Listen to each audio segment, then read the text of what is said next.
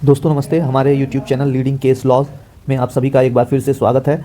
हमने bell jurisprudence के बाद बेल कैंसलेशन ऑफ बेल के जुरिस्प्रूडेंस की चर्चा की थी और उसमें हमने इस बात की चर्चा की थी कि कैसे जो बेल है जब वह दिया जाता है तो अभियुक्त हो सकता है वो मिस रिप्रेजेंट करके, फ्रॉड करके, झूठ बोल करके बेल को प्राप्त करे, या कोई व्यक्ति जो है वो बेल पे बाहर आने के बाद प्रिजन से अपनी लिबर्टी को मिसयूज़ करता है, विक्टिम को धमकाने के लिए, डराने के लिए, एविडेंस के साथ छेड़छाड़ करने के लिए इत्यादि के लिए। इन दोनों आधारों पे जब भी कोर्ट डिसाइड करेगी कि बेल कैंसिल किया जाना है तो ये दोनों का जो पैमाना है वह बिल्कुल अलग है। ये दोनों बिल्कुल अलग अलग चीज़ें हैं।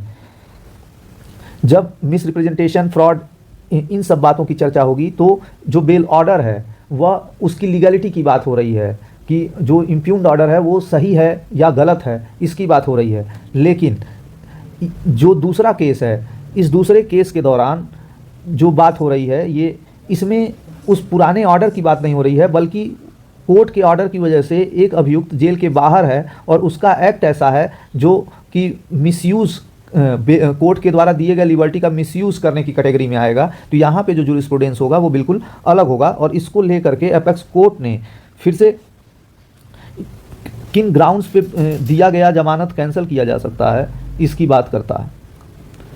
पहला category, the accused misuse his liberty by indulging in similar criminal activity. दूसरा, एक्यूज्ड जो है, पहला तो क्या बेल पे आने के बाद ऐसे ही सिमिलर काइंड के एक्टिविटी में दोबारा इंडल्ज हो गया। दूसरा है interferes with the course of investigation, जमानत के बाहर आने के पर इन्वेस्टिगेशन में इंटरफेयर करना प्रारंभ कर दिया है।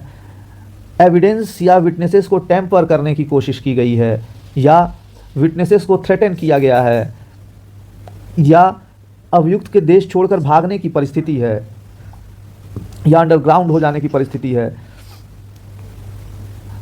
या जो श्योरिटी हैं उनसे दूर जाने की परिस्थिति में जो अभियुक्त है वो आ गया है। इन सभी कैटेगरीज के बाद कोर्ट कहती है कि ये सभी इलस्ट्रेटिव हैं, एक तरीके से उदाहरण के तौर पे हैं, केवल इन्हीं आधारों पर बेल कैंसिल किया जाएगा ऐसा बिल्कुल नहीं है। कोर्ट का डिस्क्रिशन हमेशा रहेगा कि बेल कैंसिल किया जाना है या नहीं। Where bail has been granted under provision of section 167(2) for the default of prosecution not completing the investigation in 60 days after the defect is cured by filing a charge sheet, prosecution may seek to have bail cancellation on the ground that there are reasonable ground to believe that the accused has committed a non-bailable offence and it is necessary to arrest him and commit him to custody. However, in the last mentioned case, one would expect very strong grounds indeed. रघुवीर Singh versus state of Bihar.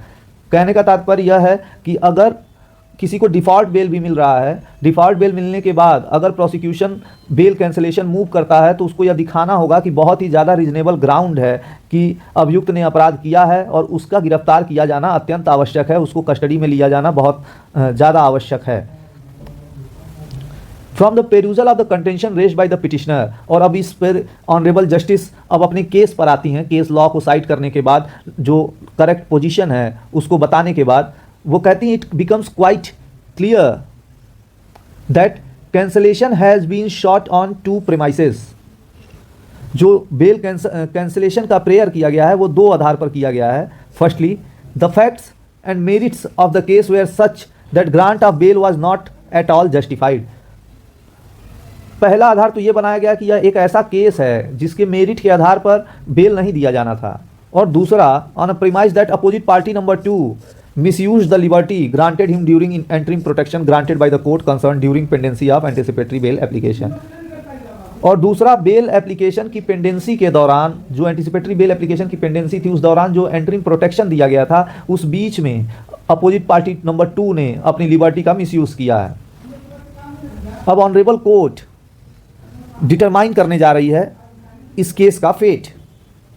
Legally, the court cannot sit like an appellate court, revisional court to review the order of the anticipatory bail। इस jurisdiction में court तो appellate court की तरह या revisional court की तरह नहीं बैठ सकती। In this case the first informant has applied for cancellation of bail. जो इंफॉर्मेंट है उसने कैंसलेशन ऑफ बेल की प्रेयर की है। As is quite clear from the law on this point, the bail once granted, it is a very important line, the bail once granted can only be cancelled where subsequent to the grant of bail the accused has misconducted himself or has misused the liberty or protection available to him, or on the ground that some new facts has surfaced having important bearing on the case, or where the order is arbitrary, perverse or without jurisdiction or is bad in law for some reason like nature।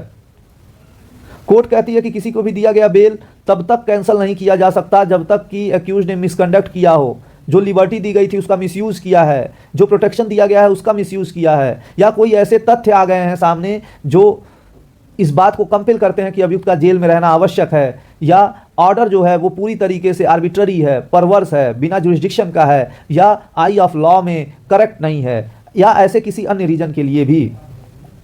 In this case the misuse of liberty is one of the ground for cancellation of bail.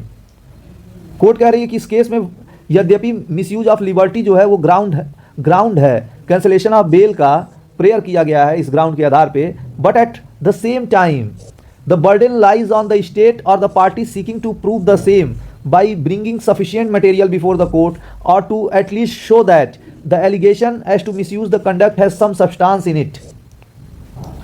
Court कह रही है कि जो state अगर इस बात को ला रही है कि अभियुक्त ने मिसयूज किया है या इन्फॉर्मेंट इस बात को ला रहा है, तो अब उसके ऊपर ओनस है कि वो सफिशिएंट मटेरियल कोर्ट को दिखाए।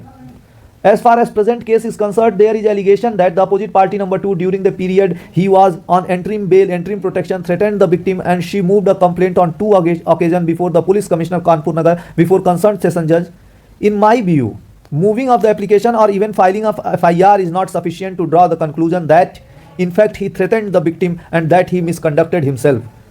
कहने का तात्पर्य है दोस्तों, ये जो हमारे काम की लाइन है कि अगर कोई FIR बाद में कंप्लेनेंट दर्ज भी करा देता है कि फला आदमी फला अभियुक्त मुझे इस मुकदमे में गवाही देने से रोक रहा था या धमका रहा था और इस संदर्भ में एक FIR दर्ज करा दी जाती है, तो कोर्ट की नज़र में ये सफिशिएंट नहीं है, खास करके तब जब बेल कैंसिल करने की बात हो रही है। The freedom made available by grant of bail can't be taken away on inadequate grounds or mere assertion or allegation, the veracity whereof remains to be tested. The liberty, even though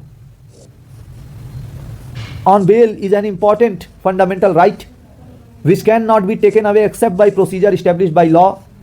Moreover, these facts occurred before grant of anticipatory bail and those facts had already been brought to the knowledge of the session judge before he finally allowed this application। और यह बात कहते हुए court ने bell cancellation application को dismiss कर दिया। तो दोस्तों, बेल कैंसिलेशन का जो जुरिस्प्रूडेंस है, honourable justice Mrs Jyotsna Sharma, Allahabad high court principal bench ने अपने इस जजमेंट के माध्यम से क्लैरिफाई किया है। जल्दी ही मिलते हैं नेक्स्ट किसी महत्वपूर्ण जजमेंट के साथ। तब तक के लिए आप इस वीडियो को लाइक कर लीजिए, चैनल को सब्सक्राइब कर लीजिए और इसे ज़्यादा से ज़्यादा शेयर कीजिए। Thank you.